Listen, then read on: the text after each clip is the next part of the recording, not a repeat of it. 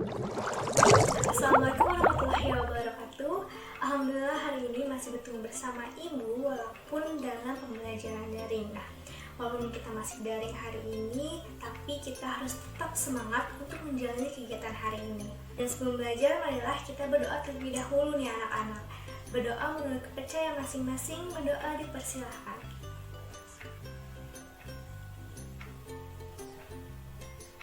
Berdoa dicukupkan. Nah, sebelumnya bagaimana nih anak-anak kabar kalian semua?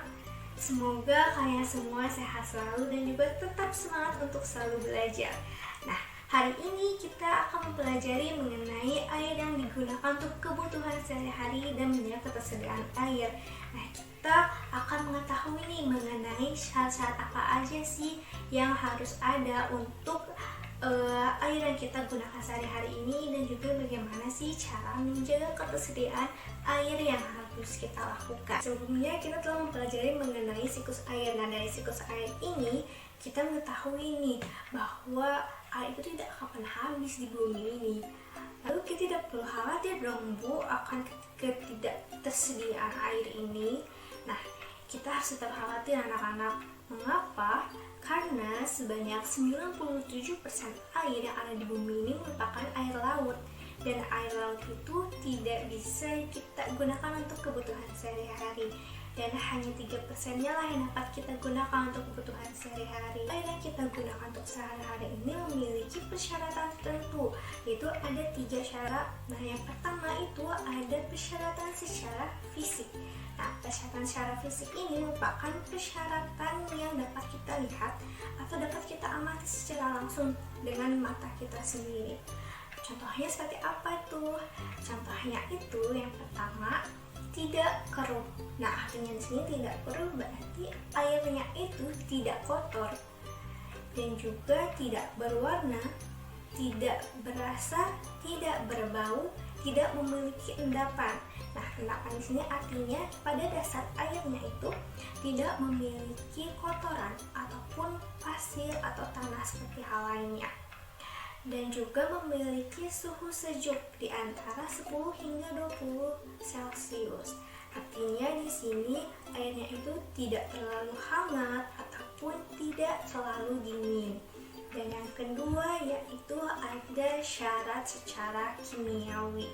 Nah, syarat secara kimiawi ini diantaranya tidak memiliki zat kimiawi yang beracun dan juga tidak memiliki zat-zat kimiawi yang berlebihan. Nah, zat-zat kimiawi ini biasanya seperti air bercampur dengan sabun saat kita mandi, ataupun bercampur dengan shampoo atau bercampur dengan deterjen saat mencuci baju. Nah, itu merupakan air-air yang sudah memiliki atau yang sudah mengandung zat-zat kimiawi dan juga memiliki cukup yodium. Yang memiliki yodium yang tinggi itu tidak baik kita gunakan, khususnya tidak baik jika kita konsumsi untuk diminum. Karena apa? Karena akan merusak jaringan-jaringan yang ada pada tubuh kita, seperti contohnya air laut. Nah, air laut ini memiliki tingkatan yodium yang cukup tinggi sehingga tidak baik untuk tubuh kita. Dan yang terakhir yaitu memiliki pH atau derajat keasaman di antara 6,5 hingga 9,2. Dan yang ketiga yaitu memiliki syarat mikrobiologi. Nah, syarat mikrobiologi ini yaitu tidak mengandung kuman-kuman penyakit seperti disentri, tipes, dan juga kolera. Lalu dari mana ya air yang kita gunakan ini berasal dari mana? Nah, pada zaman dahulu kita ingin mendapatkan air untuk kebutuhan sehari-hari itu dari hasil galian tanah atau yang biasa kita sebut dengan sumur. Nah, semakin berkembangnya zaman, maka lahirlah adanya PDAM atau Perusahaan Daerah Air Minum. Nah, ini perusahaan ini akan mengalirkan air-air ke rumah-rumah kalian masing-masing. Nah, air ini berasal dari air sungai yang kemudian difilter, kemudian ditampung dan diberikan sejumlah kecil gas klorin untuk membunuh kuman-kuman yang ada pada air tersebut. Dan kemudian air tersebut dialirkan melalui pipa-pipa bawah tanah menuju rumah kalian masing-masing. Dan kemudian air itulah yang digunakan oleh kalian. Ini di rumah kalian ada yang menggunakan pompa air sendiri. Coba kalian bisa cek di rumahnya masing-masing apakah kalian menggunakan air PDAM atau air pompa sendiri. Seperti yang telah Ibu sebutkan sebelumnya bahwa kita ini menggunakan 3% air yang ada di muka bumi ini. Nah, bisa dipikirkan ya betapa sedikitnya jumlah air 3% ini dengan jumlah manusia yang semakin hari itu semakin bertambah. Maka jika dipikirkan air tersebut akan berkurang, tidak akan cukup untuk manusia. Nah, oleh karena itu pentingnya kita untuk selalu menjaga ketersediaan air. Dengan cara apa? Dengan cara menghemat air. Dan untuk mengingatkan manusia untuk selalu menjaga ketersediaan air ini, maka diadakanlah atau lahirlah Hari Air Sedunia yang diperingati setiap tanggal 22 Maret. Nah, bukan berarti tiap tanggal 22 Maret ini kalian menghemat air. Nah, kalian hanya menghemat air di tanggal 22 Maret saja, tidak seperti itu. Tapi kalian harus menjaga ketersediaan air, harus menghemat air itu di setiap hari. Untuk mengurangi krisis air di masa depan, kita bisa melakukan cara penghematan air. Yang pertama yaitu jangan mandi terlalu lama. Nah, kalau misalnya kita mandi terlalu lama, maka lebih banyak air yang terbuang sia-sia. Dan juga jangan terlalu banyak bermain air. Nah, siapa nih di sini yang selalu banyak main-main air? Hindari itu ya.